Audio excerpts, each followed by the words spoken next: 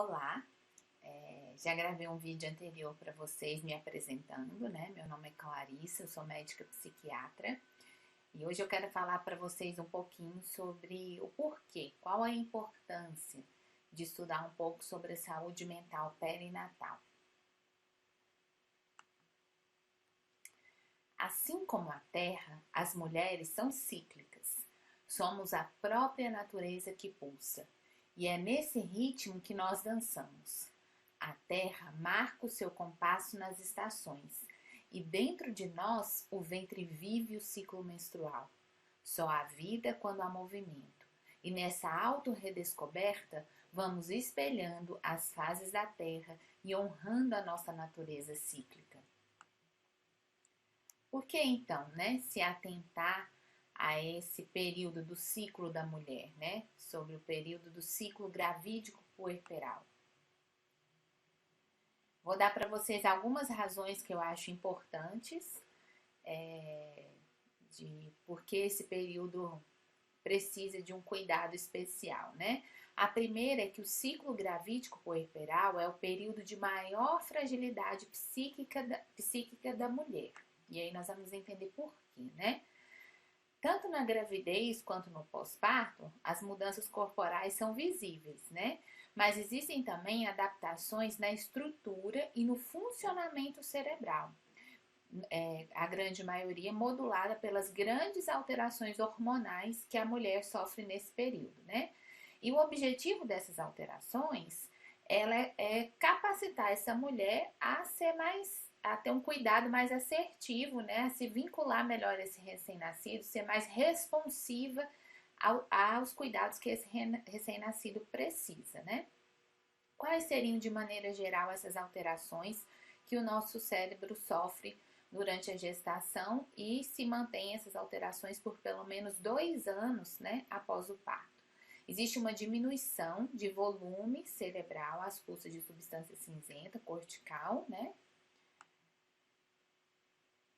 E existem também alterações ligadas a uma maior capacidade da mulher a ser responsiva a esse recém-nascido. Então, ela fica no estado de hipervigilância, um aumento do estado de alerta para possíveis perigos, a estar mais atenta àquele recém-nascido, Quem já foi mãe vê às vezes como a gente dormindo, com qualquer barulhinho que o recém-nascido faz, a gente acorda,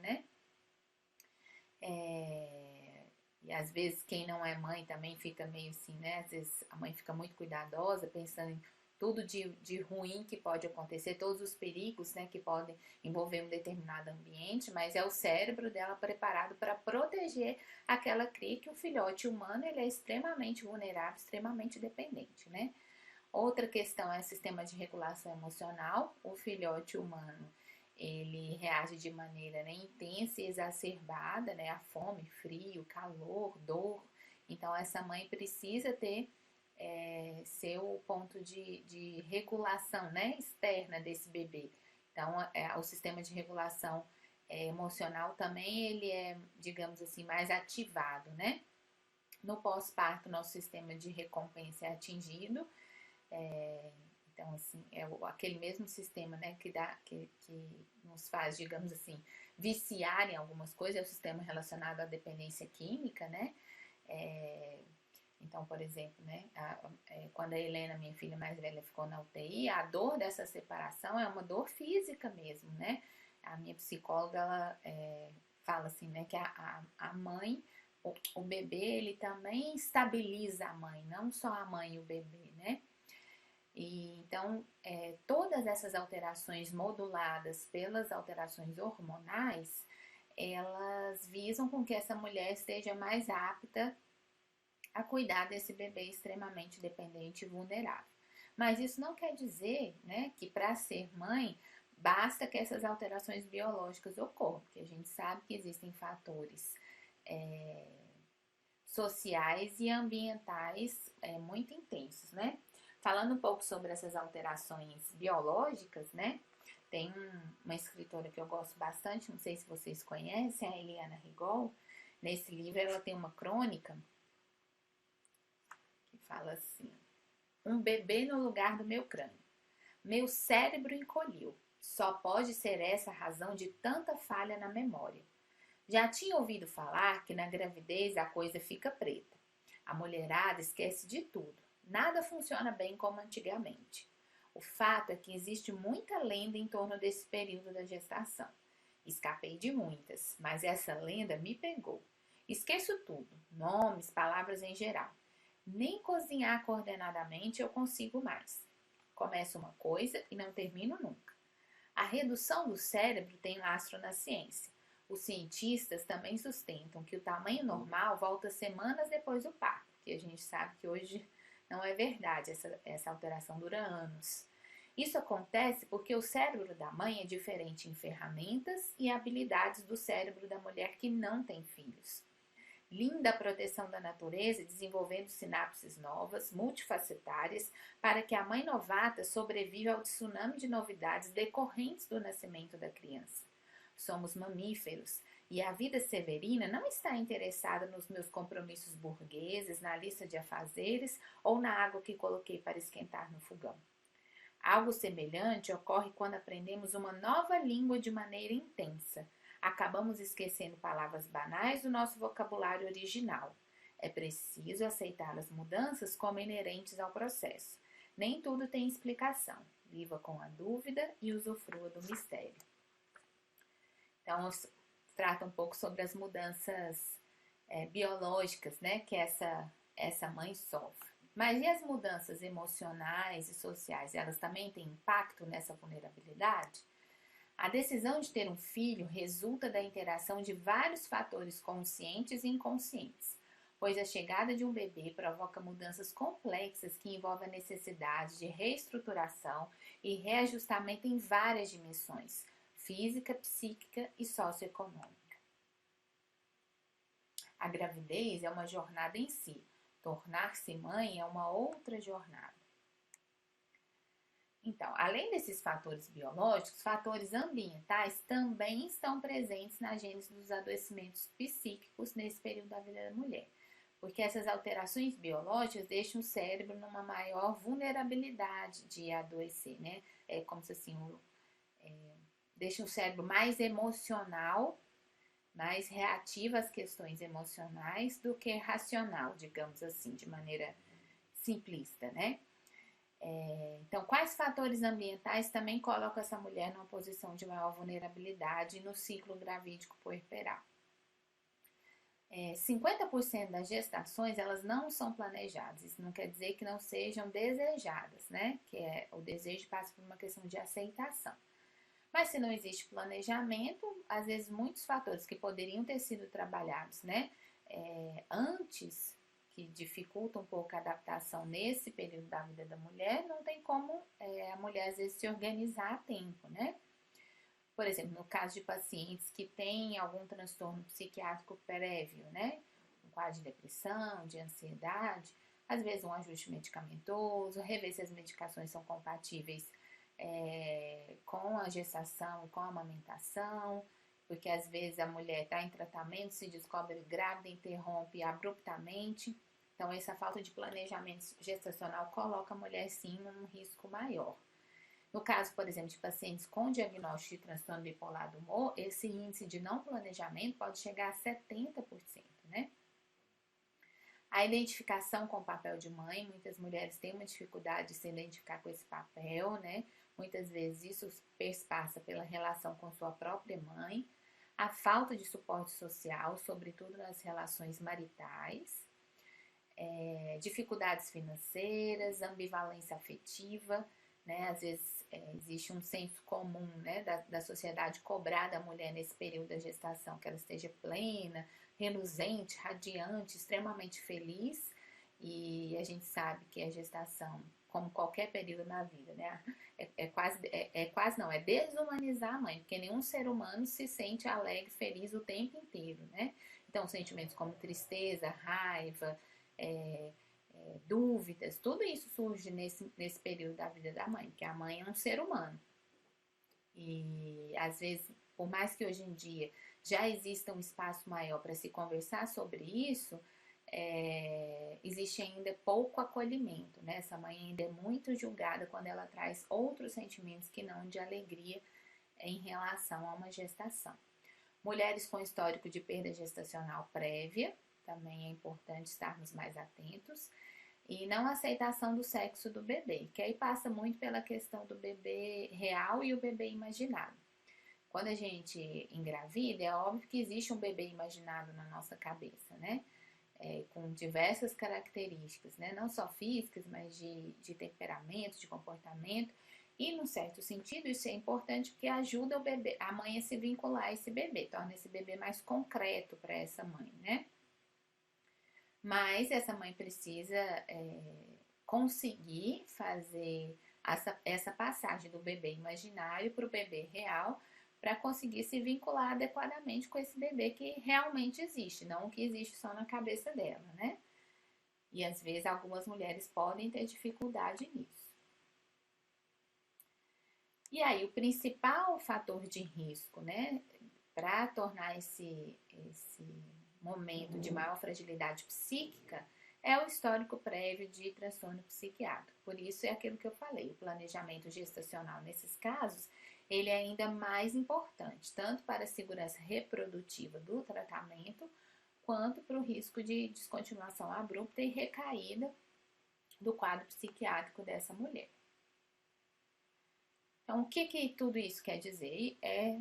Esse é um resumo. Nessas mudanças estruturais e funcionais do cérebro da mulher, confere uma maior vulnerabilidade a ela de adoecer psiquicamente. Uma segunda razão, né, para a gente se atentar a esse período da vida da mulher é que a cada hora nascem 321 bebês no Brasil. Então, existe uma ampla gama de pessoas que estão, né, de mulheres que estão em fragilidade e que precisam de um olhar mais atento, mais cuidadoso, um cuidado mais assertivo, mais baseado em ciência, com menos achismos, porque elas vão precisar de ajuda para se desvencilhar de alguns estigmas e de alguns preconceitos, caso precisem de auxílio para cuidarem, né, com algum profissional, um psicólogo, um psiquiatra, da sua saúde mental perinatal. E aí, esse público-alvo, né, envolve não só as mulheres, mas também a rede de apoio, né? Então, mesmo que você não atenda, né, diretamente gestantes, puérperas, mas se você atende pais, atende avós, atende tios, tias, né? Essas pessoas também bem informadas, com certeza, vão ter um impacto muito positivo caso alguma mãe ao redor delas adoeça, né? Então, ter esse conhecimento, eu acho que agrega no trabalho de qualquer pessoa que lide com gente, né? Não sei se até profissionais, por exemplo, da educação, que estão com famílias, né, com crianças, e dependendo da idade dessa criança, às vezes pode perceber alguma alteração na mãe, um profissional que trabalha numa creche, num berçário, ou que trabalha com crianças maiores, mas descobre que essa mãe está gestante, né? Então, acho que torna mais assertivo, mais amplo o trabalho de qualquer pessoa que trabalhe com gente, né? E outra questão, que a saúde materna impacta o desenvolvimento dos filhos. A Eliana Rigol também tem outra crônica que ela fala assim: a infância é um lugar. A infância é mais que um tempo que passou. A infância é um lugar. O único lugar que iremos voltar de um modo frequente, mesmo contra a vontade. O que nesse lugar vivemos voltará de todas as formas, atos, palavras, pensamentos. Nossas referências nasceram lá, apesar de terem sofrido o impacto do tempo. Minha filha ainda não completou 1 ano de idade e já começo a refletir sobre os momentos que serão criados nessa fase. Então, se a gente cuida da mãe, a gente está impactando a infância, né, uma época de ouro na vida de muitas crianças, né? Então, é um impacto no futuro. A Eliana tem uma outra frase que eu gosto bastante, que diz assim: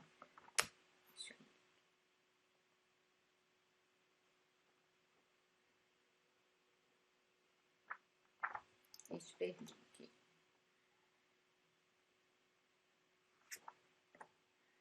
Ela diz mais ou menos assim, né? Que se a gente, o impacto que a gente causa cuidando de uma mãe já é muito grande, né? Se a gente começar a cuidar dessa mãe, e essa mãe impacta nessa menina, esse impacto, né, dessa saúde dessa menina vai ser muito maior.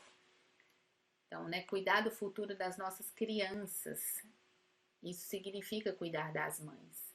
E aí vou trazer algumas questões, né, para a gente entender um pouco o que causa esse impacto, né, baseadas na teoria do apego de Bowlby. Então, a figura de apego é um indivíduo diferenciado, preferido, em que o choro e o chamamento fazem parte desse apego, suscitando cuidados, atenção, acompanhamento ou vigorosos protestos se a criança for deixada sozinha ou na companhia de estranhos. O apego é a qualidade da relação entre a mãe e o bebê e se inicia ainda na gestação, sendo que nesse período é considerado um fator preditor da qualidade da relação que mãe e bebê estabelecerão nos primeiros meses de vida. O apego envolve várias esferas. Cognitiva, que foi essa que eu falei sobre a imagem mental do feto, né, na sua concepção como pessoa, como ser autônomo real. Afetiva, que é manifestar prazer e entusiasmo por comportamentos como acariciar a barriga, conversar com o bebê. Altruístico, que é proteger o feto e preparar-se para a chegada do bebê. Preocupar-se com a alimentação, com estresse, acompanhamento pré-natal. O modelo de apego que a criança desenvolve na primeira infância é extremamente instigado pela forma com que seus cuidadores a tratam, além de fatores genéticos e temperamentais. Então, é isso que a Eliana descreveu aqui, né? A infância é um lugar para o qual nós sempre iremos voltar. Tanto o ambiente quanto a relação com a mãe devem ser favoráveis para que haja nesse bebê uma formação afetiva saudável. Quando há uma falha desse vínculo com a mãe, apresentando carências ou insuficiências, o bebê pode apresentar um certo grau de comprometimento na organização da sua subjetividade, da importância da mãe estar bem, né? As primeiras relações de apego que são estabelecidas na infância afetam o estilo de apego do indivíduo ao longo de sua vida. Alterações do desenvolvimento neuropsicomotor e do estado nutricional também são impactadas pelo vínculo, pela qualidade do cuidado oferecido. Então, se a gente pensar no transtorno depressivo maior, que é a condição clássica, né, assim, a mais comum, a mais falada de transtornos psiquiátricos no ciclo gravídico puerperal, né, caracterizado por episódios, né, de pelo menos 2 semanas de duração, envolvendo alterações do afeto, da cognição, em funções neurovegetativas, né, sono, apetite.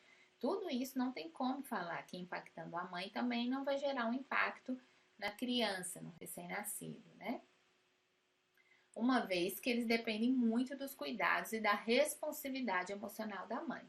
Então, se essa mãe não está bem, dependendo da gravidade do quadro, da falta de suporte dessa mãe, esses bebês podem exibir menos afeto positivo, mais afeto negativo, ter um menor nível de atividade, menos vocalizações, costumam ter o olhar mais distanciado, apresentar-se, né, mais aborrecidos, protestos mais intensos, mais expressões de tristeza e raiva, menos expressões de interesse e às vezes alguns até com aparência depressiva. E aí, aquilo, né, que eu sempre gosto de frisar, quanto mais grave for o quadro materno, maior a chance de prejuízo na relação mãe e bebê e de repercussões no desenvolvimento da criança.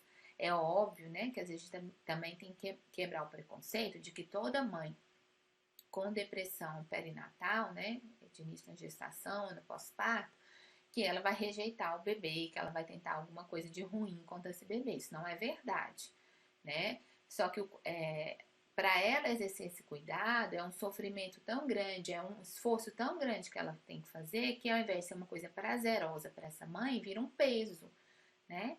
Então, às vezes a pessoa deprimida não tem forças para fazer coisas simples, né? Como tomar um banho, se alimentar direito, que dirá ser responsiva e suprir as necessidades de um ser humano extremamente dependente, né? Então, não quer dizer que essa mãe não ame e nem que ela não deseje cuidar desse bebê. Pode ser que isso ocorra em quadros mais graves? Pode sim que isso ocorra, mas não é 100% dos casos. Às vezes, algumas mães, né, por exemplo, com quadros ansiosos, extremamente com preocupações excessivas, podem até ter um cuidado excessivo, né? Ser um cuidado muito intrusivo com esse bebê.